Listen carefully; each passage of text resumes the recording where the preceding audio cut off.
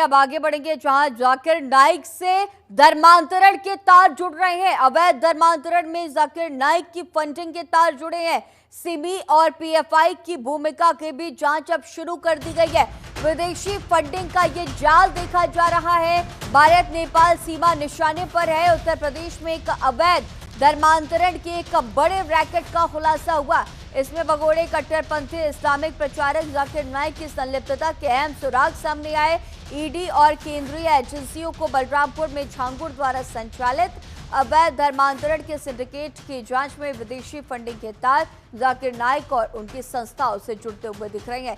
सूत्रों के अनुसार इस मामले में student Islamic movement of India यानी कि सिमी और popular front of India PFI की भी अहम भूमिका सामने आ रही है। इन संगठनों की फंडिंग और धर्मांतरण गतिविधियों में संलिप्तता की गहन जांच कर रही है। आपको ये भी बता दें कि आयकर विभाग ने फरवरी 2025 में अवैध धर्मांतरण, मस्जिद, मदरसों और मज़ारों के लिए निर्माण के लिए विदेशी फंडिंग की आशंका जताई थी। जांच में संयुक्त अरब अमीरात यानी कि यूएई, तुर्की, दुबई, कनाडा, अमेरिका और यूनाइटेड किंगडम जैसे देशों से फंडिंग के सुराग मिले हैं।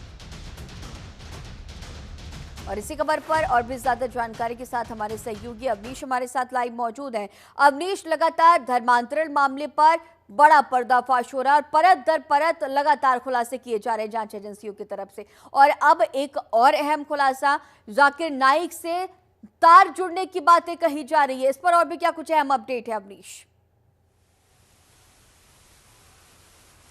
जी बिल्कुल, देखिए अवैध धर्मांतरण को लेकर लगातार उत्तर प्रदेश एटीएस, ईडी इसमें मुहिम को आगे बढ़ा रहे हैं ताकि इसका जो फंडिंग होता है उस फंडिंग का खुलासा किया जाए कि इतनी बड़ी मात्रा में जो फंडिंग है वह कहां से हो रही है। तो इसमें अब अहम जो कड़ी है वह निकलकर सामने आ रहा है कि इस्लामिक रिसर्च फाउंडेशन को चलाने वाला जो कट्टरपंथी जाकिर नाइक है उसके तार अब इसमें जुड़ रहे हैं कि उसके माध्यम से भी अवैध धर्मांतरण किया जा रहा है। और इसमें सिमी और पीएफआई जो कि प्रतिबंधित संगठन है, इनकी भी भूमिका संदेह के घेरे में है। उसको लेकर ईडी अपनी तरफ से जांच कर रही है।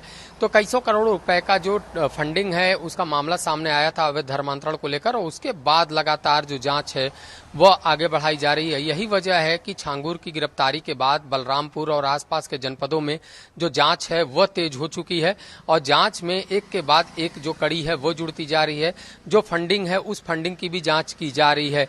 कई ऐसी फंडिंग का पता चल रहा है जो विदेशों से है और खासतौर पर अगर बात करें तो यूके, अमेरिका, तुर्की, पाकिस्तान, दुबई, ये इन समय जो इस्लामिक कंट्री है वहां से भी फंडिंग की बात कही जा रही है। क्योंकि एक शख्स ऐसा पकड़ा गया जिसको फॉरेन से फंडिंग हुई है, तो वो फंडिंग कैसे हुई है, किसके जरिए हुई है और किस लिए हुई है, इसकी जांच की जा रही है। ईडी लगातार इस पर कार्रवाई कर रहा है और जो सबसे बड़ा नाम निकलकर सामने आ रहा है जाकिर नाइक की जो भूमिका है उसकी अब जांच की जा रही है। उसका नाम निकलकर सामने आ रहा है। सिमी और पीएफआई की भी संदिग्ध जो भूमिका है उसकी जांच की जा रही है कि कहीं ये दोनों संगठन तो अवैध धर्मांतरण में शामिल नहीं है।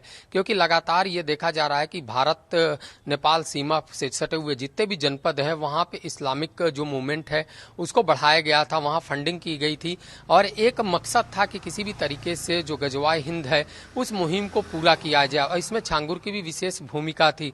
लगातार जांच के बाद उसके जो गिरोह के लोग हैं वो उनकी गिरफ्तारियां हो रही हैं और झांगुर गैंग के अलावा जो अन्य अवैध धर्मांतरण के कार्य में जुटे हुए हैं उनकी भी गिरफ्तारियां एटीएस की तरफ से की गई हैं। और उसके बाद जब पूछताछ हो रही है तो पूछताछ के बाद एक कड़ी जो है वह खुलती जा रही है। तो साफ है कि इसी को लेकर एटीएस और ईडी अपनी जांच को आगे बढ़ा रहा है और झांगुर गैंग और भी जो अवैध धर्मांतरण से जुड़े हुए गैंग हैं उनका पर्दाफाश करने में लगी हुई है।